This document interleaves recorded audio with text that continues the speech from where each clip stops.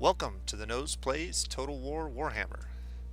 So this will be the first video in the Warhammer installment. I don't know how many of these I'm going to do.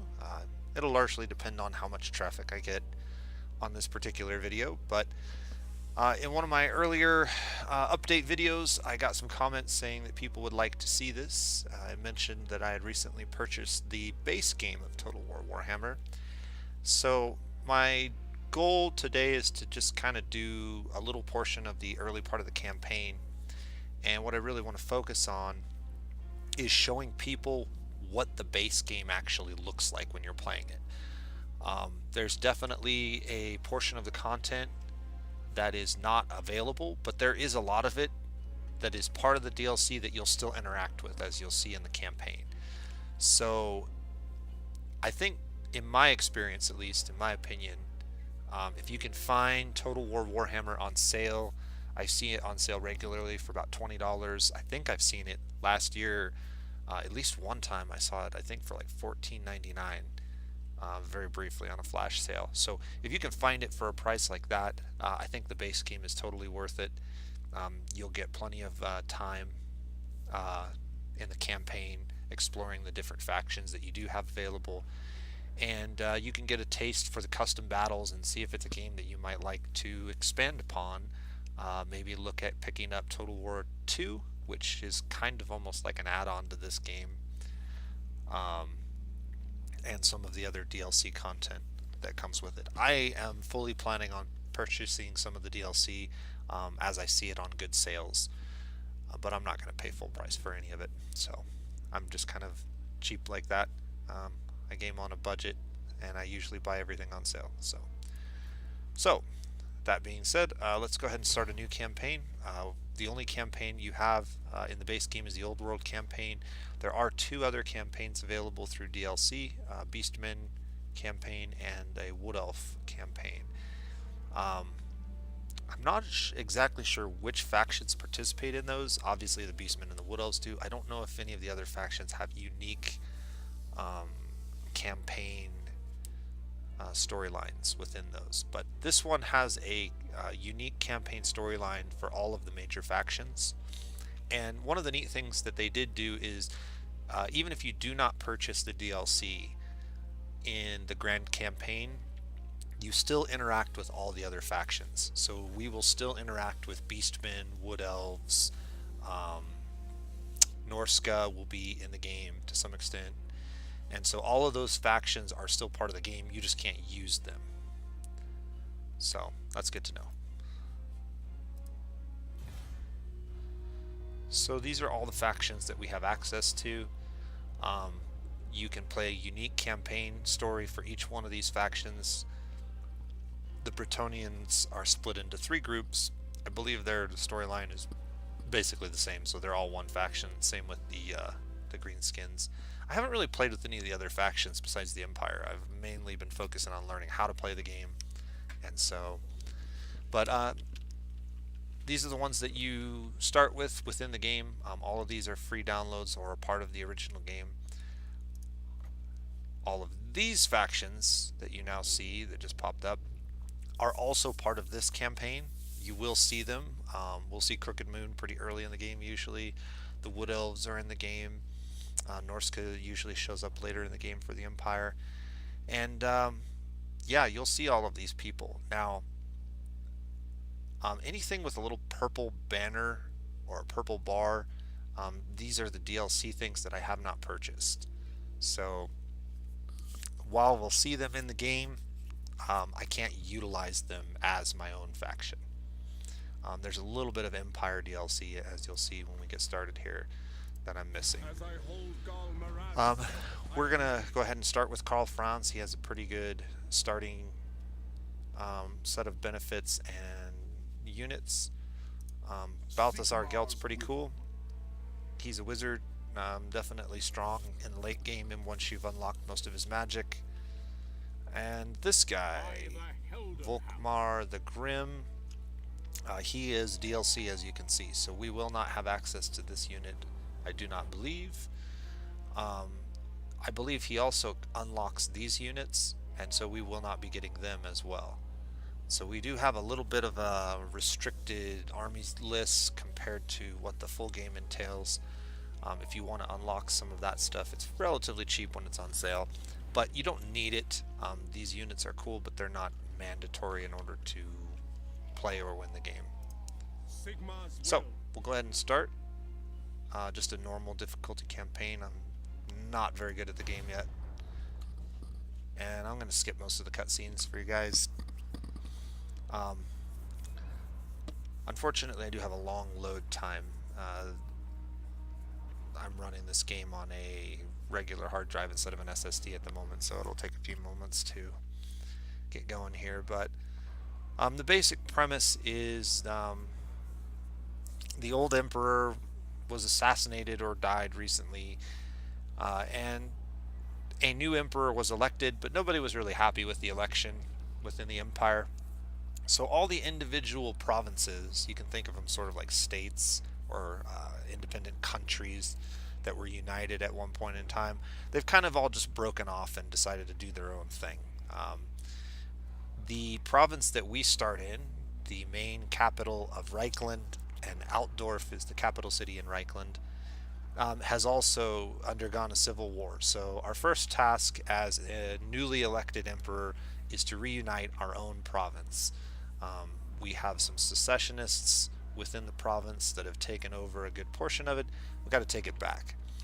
The overall arcing storyline for the empire is, as the new emperor Karl Franz, you need to reunite the entire empire of man to face the oncoming chaos horde that will be coming from the north later in the game.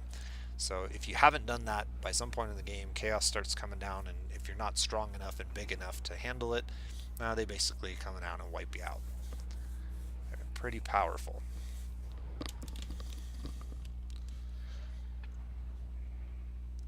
But we should have plenty of time to try to get all of our fellow brethren on the Franz wagon, so to speak. So I've learned a lot in the last month or so of playing the game. I don't want to do a detailed tutorial of how to play the game. I think a lot of other people have done that. But I will try to point out the things as I see them. The fight to secure your rule has only just begun. The Empire is beset by civil war once more. Secessionists hostile to your election as Emperor are trying to form a breakaway province to the south. Advance, crush them, and bring the lands back to your sovereign rule. To the north, Boris Todbringer of Middenheim, a bitter rival in the recent election, is openly hostile. A clash with Todbringer and the wolves of Middenland may well be unavoidable if you wish to unify the Empire. Plan for this eventuality. Okay. So, yeah, The Empire has ever been besieged by foes, but you are a prince of Altdorf. Greatness runs in your very blood. Make the Heldenhammer proud. Alright, thank you, dude. Guy. Now go away. So he kind of just recapped what I already told you. So we have the Empire of Man is made up of these large provinces. Each province has a number of small cities within it, anywhere from like 2 to 4 cities in a single province. And if you control all of the cities, you control the province, and you get some cool benefits. So the first thing that we need to do is reunite our province. This mission that we get is the first mission, I think, always. Basically, it's kill the secessionist army that's wandering around. Then we have to take over the secessionist city, and then all of the secessionist cities. So those are going to be our first 3 missions, and hopefully we can get through most of that today. This is basically telling us what our main goals are and what some of the benefits we have are. So the basic goal of the Empire is to reunite the Empire of Man and defend against a few nasties that are out and about in the old world. We have offices, which are cool. I think it's a unique feature to the Empire, where we can take our lords and give them some buffs depending on what political seats we put them in. And then we also have the colleges of magic, which give us access to a very, very large variety of different types of wizards, different classes of magic for all different scenarios. So, a wizard for every problem. Alright, whenever the game starts, you always start with your capital city of Altdorf. So let's go ahead and click on Altdorf, and you can see there's a lot of information on the UI. I'll kind of point stuff out as we go, but so when we click on any of the cities in this province, you'll get this little pop-up window down at the bottom. This is the province of Reichland. It's a fairly large area, and there are in this province 4 cities. The capital city is always the largest, and it has the highest tier of buildings that can be built in it. The other cities tend to be smaller, and they can only reach tier 3 buildings, so they're limited in their building potential. So if there's specific buildings that you want the higher tier versions of, you'll need to make sure you build those in your capital city. Also of note, some of these cities have unique buildings that can only be built in that particular location. They're like historical sites within the lore. And so, for example, Grumberg, I believe, has a unique building related to horsemanship and cavalry, which gives bonuses to all of your cavalry in your empire. But Grumberg is the only city in the entire game, I believe, that can build that particular building. So it's a good idea when you get a city to look at the building tree, the tech tree for buildings in that city, and see if there's anything unique. I wish they kind of stood out a little more. I didn't know that at first, but it was pointed out to me later by another YouTuber, so good to know. Another thing is, anytime you see this glowing hammer, you have a building slot available or an upgrade available that you can purchase. So our first upgrade to this building is available. It is upgrading the training field to the rally field, and this will unlock 2 new military units for us and potentially a third, although things that are outlined in red have an additional requirement. So in order to get halberds, we'll also have to build the blacksmith. Good to know. Crossbowmen are pretty useful. I think we're going to have to go ahead and do this now. I don't love building this building in this city, but because we don't have any other cities, we're going to have to make do.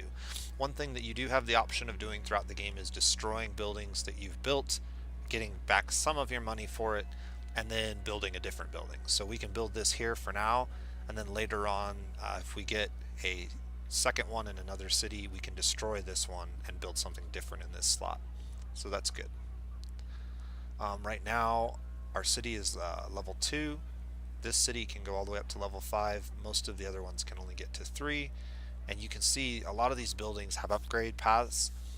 The level is limited by what city you are. So for example, this harbor can be upgraded when our city is level 3, and again when it's level 5. If we built a harbor in another one of these cities, like Helmgart, it could only ever get to the tier 2 version of that, because that city cannot get beyond level 3. So that's kind of how the visual upgrade path for cities go. So we've taken care of our city. Next, a big part of the game is diplomacy, and so I'm going to go and take care of some diplomacy. So this is a kind of a big map. You can see there's a lot of area outside that we're not really sure of what's going on. The Empire of Man is basically this region right here. So this is the Empire of Man. We need to unite all of these guys, or most of them, in order to basically reclaim our birthright. To the west, we have the Bretonnian Empire, which is over here on the coast, and in between them are orcs and dwarves. We'll have to deal with them eventually. To the east, we have the vampire counts, and part of our main objective is to also wipe those guys off the face of the earth. And we'll see more of the world as we kind of spread out and see what's going on. So you can see right now we have a couple of people who are somewhat positively favored to us. Weisland, Stirland, Talabakland. These guys may become potential allies and might even just join our empire. Reichland, we only own this little portion of Reichland. It's divided into 4 portions. We're going to try to take the Grumberg city here pretty soon. This is the enemy army we just saw. And then we'll come back around this way and try to pick up these guys. Once we've united this, then the goal becomes to start taking these other provinces and either through military force or through diplomacy bringing them under our banner. So the first thing I want to do is try to develop some potential allies. This dwarf we already have a non-aggression pact with. Let's see if we can talk to these other dwarves and get some non-aggression. Manlings come. They only do when they want something. Alright, good. And the reason I'm doing this is we don't want to have to fight these guys later on, and the sooner that you can get these non-aggression packs, the better. So this will improve our standing with the dwarves, and over time that may lead to them not coming and killing us. It also may lead to trade with them, so that's good. Let's see. We have a few other people. So the Talib clan does not have a non-aggression pact with us yet. Stirland has given us military access and a non-aggression pact, so that's good. But we don't have trade with them yet. Let's see if we can get a non-aggression pact. Fellow sons of the Empire this day. Okay.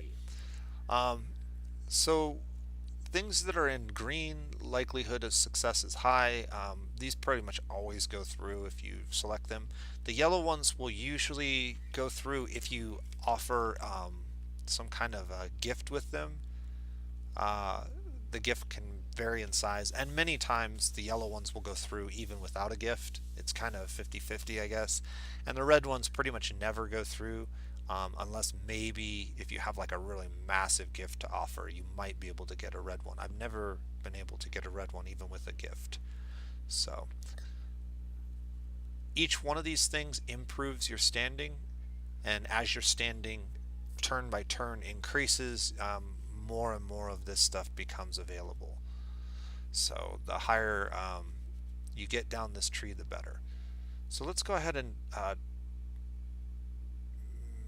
maybe try to get a defensive alliance with these guys. Okay, they've accepted that. That's good. That's better than a non-aggression pact.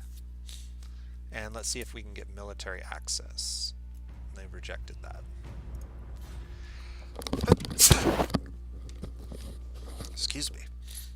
Alright, so that's probably good for now. I'm not going to offer them a gift. I think we'll just go down through all of these guys and see how many non-aggression packs we could get. Probably not a ton, but my time is short. Alright, there's one. Greetings, my countrymen. Do you come in peace? I don't really want to have to deal with any of these guys fighting us. Midland's definitely not going to offer us a non-aggression Greetings, pack. my countrymen. You come in peace. That'd be really... Wow. So much for openly hostile. Okay, well. Alright, Merenberg's not happy with us. Nordland? Surely an agreement will be reached, but are we not all? Nope. Ostermark has already given us one. Osterland. Okay, so here's a... So because we have a non-aggression pact with both Midland and Talabakland, these guys are less likely to side with us. But we'll see what they offer. Greetings, my countrymen. You come in peace on this fine. Okay, so they counter offered. That's cool. They said, yeah, we'll take your non-agreement pack if you give us 100 gold. And I'm going to go ahead and accept that.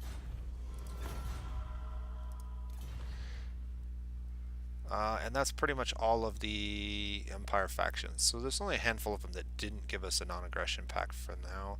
That'll give us time to deal with the Empire secessionists, and once we've dealt with them, then we can either ally with some of these guys a little bit more thoroughly and maybe get them to join us without military force, or just grow our army big and storm through all these places and take them all over, because we're Karl Franz. Alright, that's enough for diplomacy. Let's go ahead and get this going. So, he has a small army. We have a small army. If I click on my army, a couple things you'll notice. First thing is I can see everywhere that I'm able to move in yellow. I can kind of see borders, so this is the border to our current little city region here.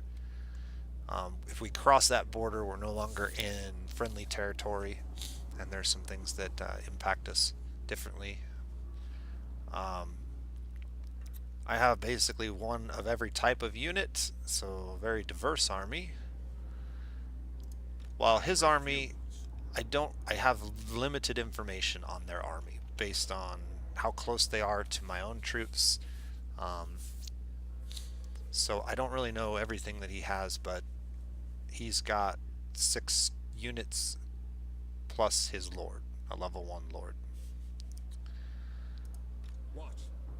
So we could probably take him on pretty easily. Or we could try increasing our own army's capability.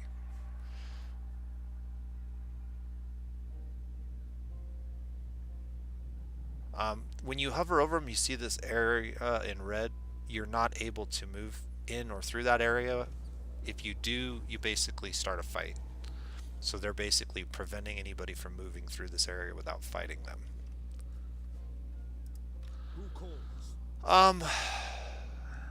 Let's just go ahead and attack them. No peace, just war. Yeah, we have according to the battle deployment, the balance of power is strongly in our favor. I will probably do some of the RTS combat. I am absolutely horrible at it, so I'm going to avoid doing it as much as possible. Plus it just takes a long time, so we'll just auto-resolve this.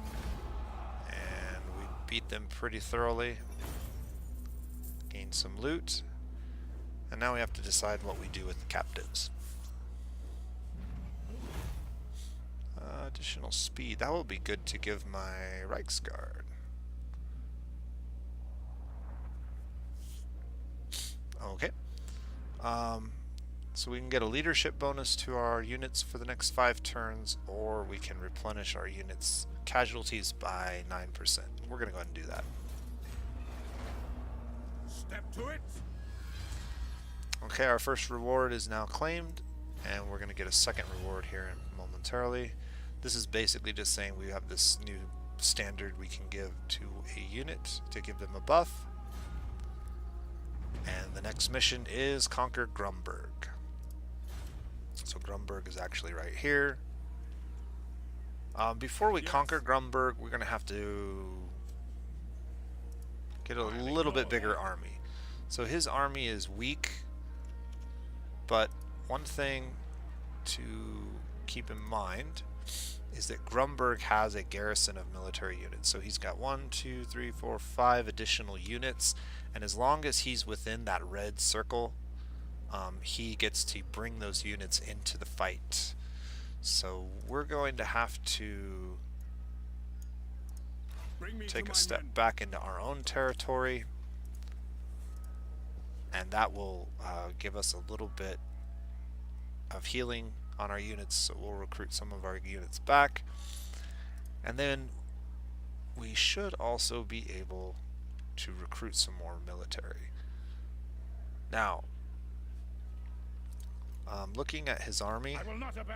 he's only got 1 unit of crossbows, so we really don't need shields in order to take this little force out. So what we're going to do is we're going to recruit some basic spearmen. They don't have shields, but they're better against large units and they're cheap, and that's really what we're going for right now. We just want more. So I can get up to 3 of these guys. You can increase this bar to some extent later in the game so you can recruit more in a single turn. But every turn we can recruit up to 3 from this local pool of units, and they're going to cost 300 apiece, plus they have an upkeep of 68 per turn.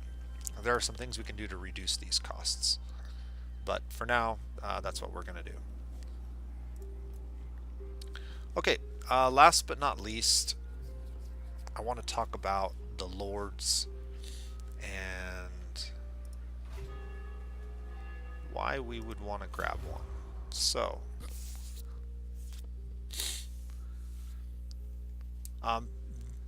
these are the military offices that are available.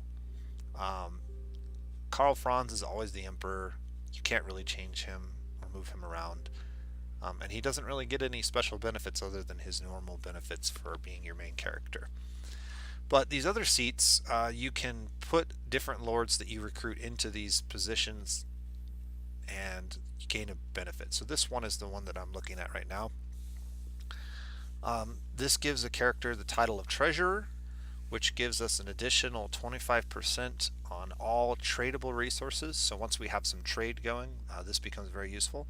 It also increases income by 5% for all provinces. So as we get more and more provinces, that 5% becomes a larger and larger quantity. So that's important. This is the other one that's pretty useful in the early game. The engineer title gives a minus 10% upkeep to artillery in that lord's army. So if you do have an army stack that has a lot of artillery, it would be a good idea to assign that lord the title of engineer. And then the construction cost for buildings in the local region. So if he's in Reichland, any buildings that we're building in Reichland while that hero is in Reichland will be reduced by 10%. The cost will be. These other ones cost a little bit more, or not cost more, but for example, the Archlector title requires a rank of level 5, as does the Spymaster. The Reichsmarschall and the Patriarch both require a rank of 10. So, good to know. Another thing that's good to know is you can give somebody a title and then take it away from them and move them into a different title later on. So they're not locked into a title forever. You can swap people out of titles freely. It does take a turn, I think, in order to do that. So it's not instantaneous, but if you don't have any level 5 characters, you can start somebody off as a treasurer. As they level up, move them to Archlector, and then eventually maybe to Reichsmarschall or Patriarch. And then as you get new lords recruited, you can move them into the empty seats. So, good to know. Right now, we're not going to pick up another lord. We don't need a second army. We really just need one big army in this early part of the game. We can, however, if we wanted to, recruit a lord. There's a random pool of lords that are available. Some lords will be grayed out until you've unlocked a building, like Gelt. Gelt requires the wizard conclave in order to recruit him. Once we get that building built, we can bring him into the fold. These other people are just random names with random traits. So this guy has the ugly trait, -5 leadership in the local region, public order is -1 in the local province. So what this means is that he makes the enemy have problems. The enemy's leadership is reduced and public order is reduced. So we want to put him in an offensive army if we were to pick up somebody with that trait. Stupid charge bonus is plus 10%. Shares the intellect of a river troll.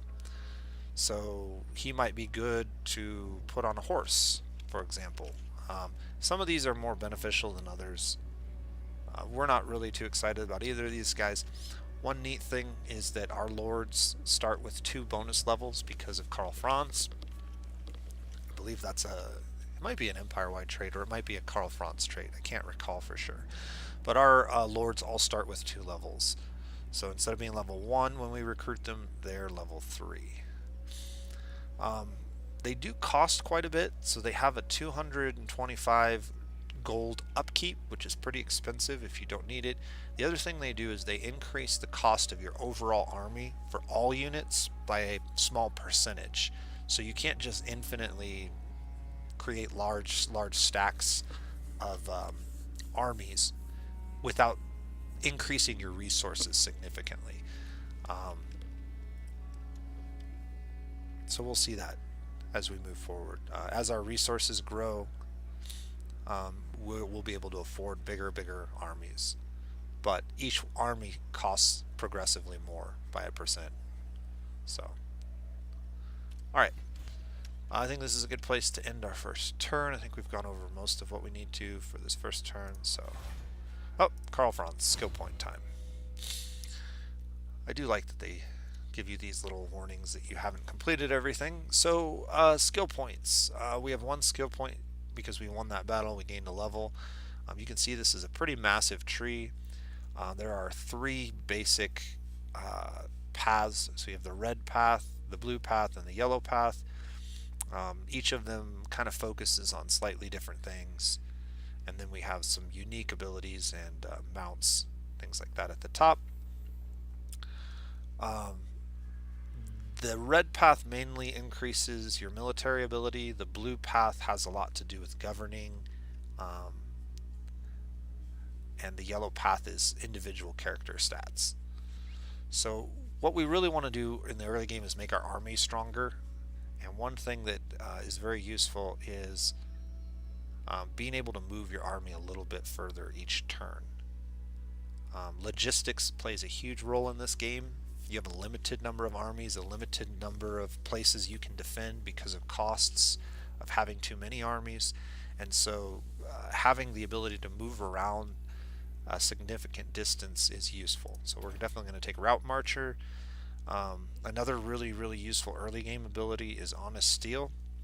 If you can level this up, your basic infantry units are much more hardy and capable of surviving fights. So we'll probably try to beeline it and get that capped out as quickly as we can. And now we're going to end our turn.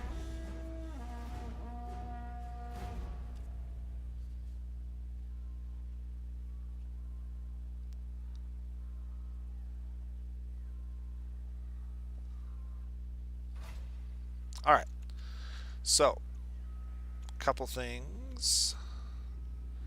We've recruited our 3 spearmen, so we have a little bit larger army. We've healed up a little bit.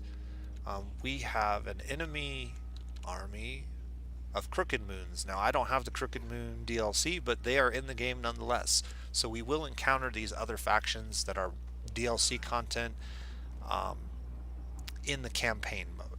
We just can't use them in the campaign. I'm not sure what he's going to do. Grumberg is ripe for the picking. His army is injured currently. We can see that if we wait another turn, most of these units are going to be healed back to full strength, so it does us benefit to attack them now if we're going to.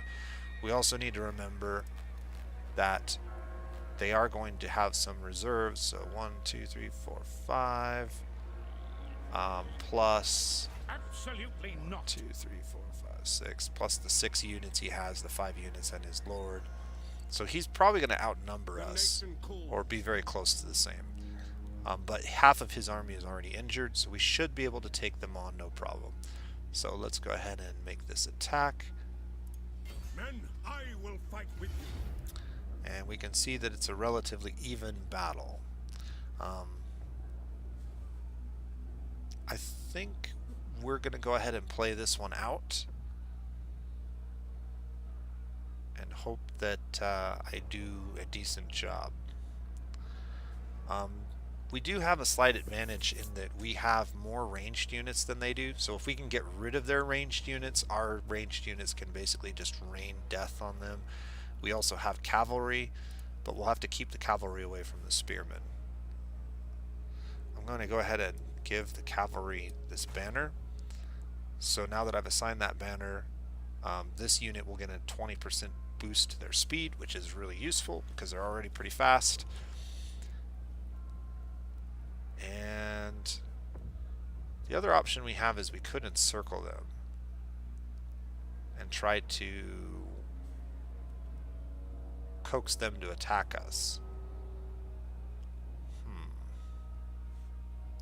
Now I think we'll just go ahead and fight this battle.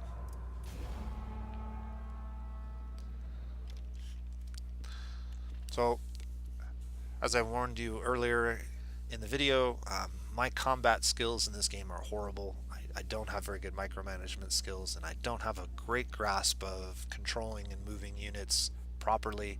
Still learning, still trying to figure out what works best for me. I've watched several videos. You should definitely check out some of the videos if you're interested in this game by Zerkovich or Party Elite. They're on my channel. But they have some really, really good detailed videos on the game and the combat systems, and they can point out a lot of things. Being able to point them out and being able to implement them into your gameplay are not always the same thing, however.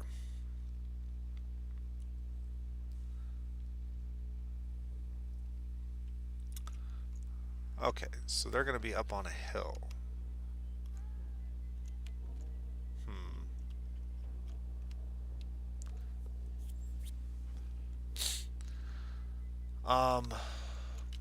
Let's go ahead. What do you bid? Spearmen! Halberdiers! By Ulrich's wrath! Let's make this unit of swordsmen a little longer. Halberdiers! The Empire endures! Spearmen! What do you bid? Yes, General! Yeah, let's move Awaiting you orders. guys back. Workholes.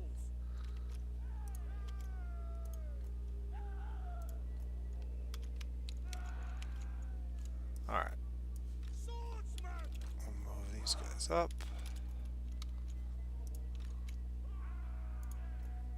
Call France! And we're going to send these guys over there. So one of the nice things about this game is there is a pause button and a slowdown button. You can reduce the speed of the game to slow motion to initially start the game, so it gives you time to see everything, or you can just outright pause the game, which is what we'll do briefly. Alright, so we're going to go ahead and pause the game now that we can see where his units are. We can see that his front line is made up of swordsmen. He also has 2 units of spears on either of his flanks and another unit of swordsmen in reserve behind his lord.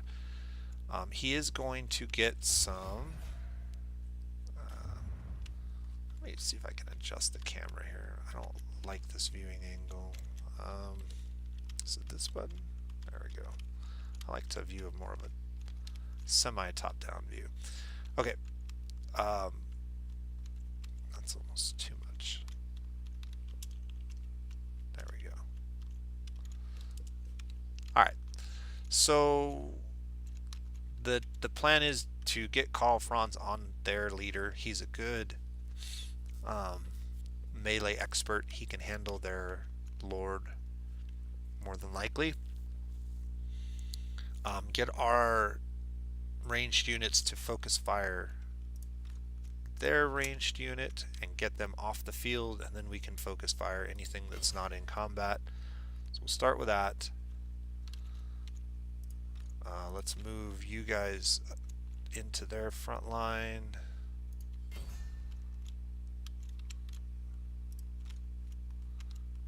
guys into their front line. We'll initially move Karl Franz up with that army. These guys will just move to there for now. These guys, we're going to move up the hill. These guys, we're going to move up the hill. And these guys are going to flank around that way.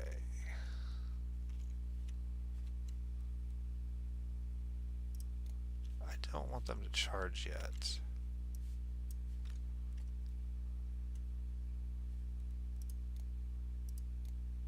Okay, everybody's moving at normal speed, and let's go.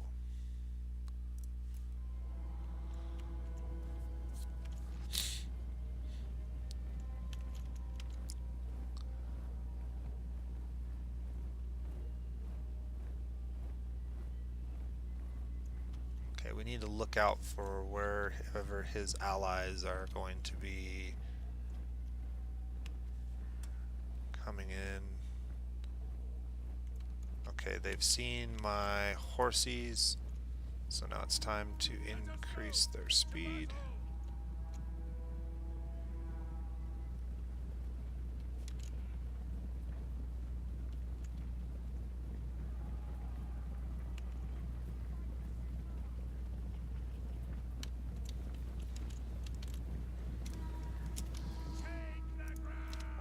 Pause the game briefly.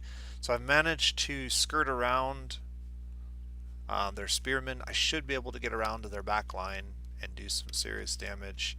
Unfortunately, the rest of my army is not keeping up, so we're going to get them running up the hill now. And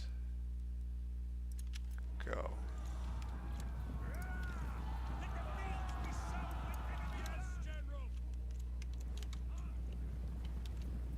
Unfortunately, our horses can't run too fast, but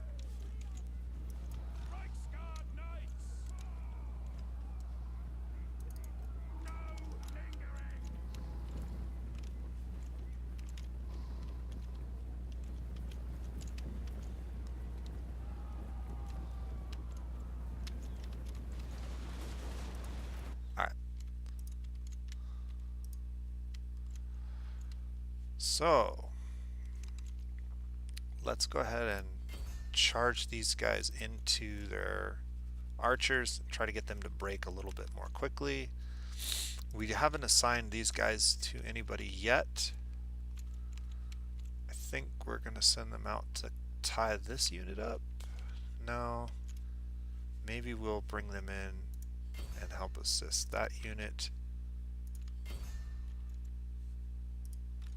These guys can come over here and protect our flank.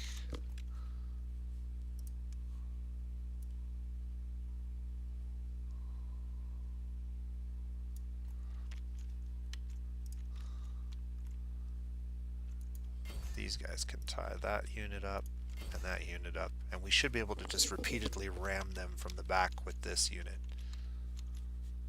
Alright, let's go.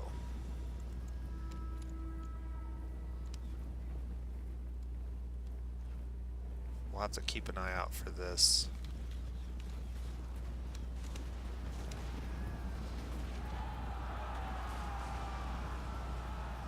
There we go.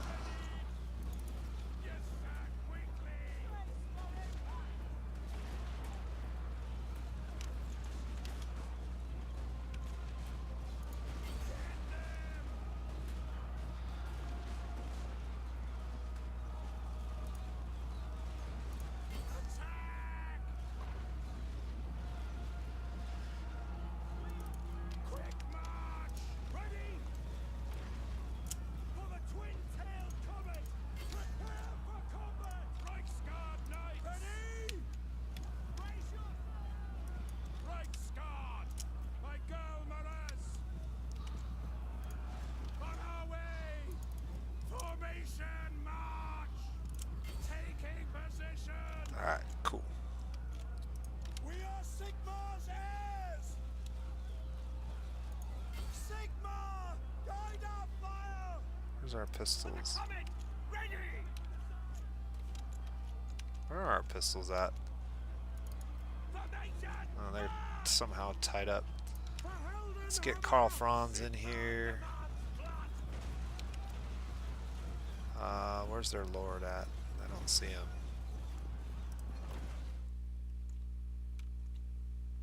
Alright, Karl Franz is already on their lord, it looks like. Let's just click on him just to be sure that he's attacking their lord.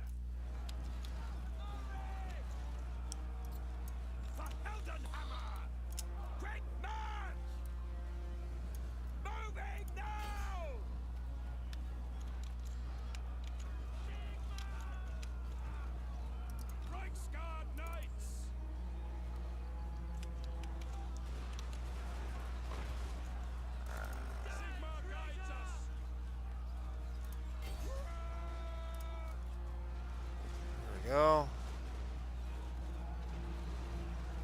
I'll get that unit to break here momentarily.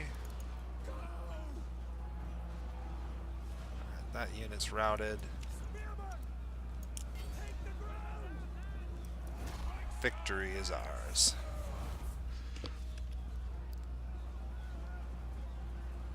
Well done, everybody. Good job.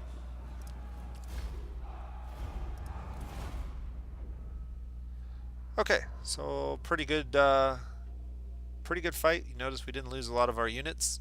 They definitely were injured. He chose not to bring in his... Well, I guess he did. I didn't realize that they were all there. I guess he started with them all deployed in that large group. Either way, we managed to kill their general. We damaged them quite a bit. A decisive victory. Some loot gained. Another rank gain.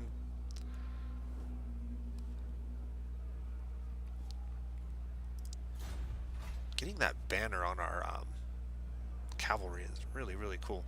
Okay, so when you take a city, you get a couple options, and most of the time you're going to want to occupy the city.